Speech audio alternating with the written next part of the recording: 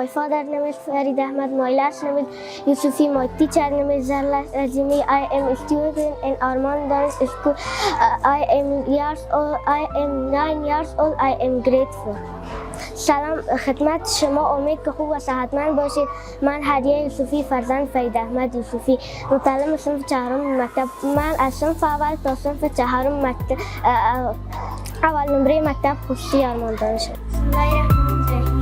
وظیفه اصلی بینی کردن و رسانیدن هوا و شش‌ها. من به کل مضامین علاقه‌مند هستم. بیشتر از مضمون ریاضی و قرآن کریم علاقه‌مند هستم. من ریاضی را تا تفریق یافتم. من آیات قرآن حفظ دارم. پدر و مادر از هر راه استفاده میکنند تا زندگی ما را تشویق کنند برای داشتن یک آینده بهتر است. پدر و مادرم در هر کارخانگی همراهیم کمک میکنند در نوشتن، در دست خواندن، در املا کار کردن. عدیه جان بسیار شاگرد با استعداد است. همیشه که در صنف میباشه به درس خود توجه داره، به نظافت صنف.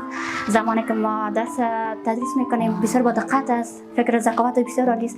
همیشه که ازش سوال میشه جواب داده میتونه. خیلی من از والدین بسیار سپاسگزار هستم که قسم یک کودک به جامعه تقدیم کردن. از مکتب که به خانه میرم کالایی میکشم، به خانوادیم سلام میتم، بعد از او نان میخورم، وضو میگیرم، نماز میخوانم، خواب میکنم. بعد از او که خواب خیستم مدرسه میرم، بعد از مدرسه کارخانگی خود را انجام میدم. همراه مادرم کار میکنم، همراهش همکاری میکنم، کار میکنم. من میخواهم دکتر شوم و به مردم خود خدمت کنم. به دیگر شاگردان میگویم که باید درس بخوانند و به فکر آینده خود باشند، از گپ استاد اطاعت کنند.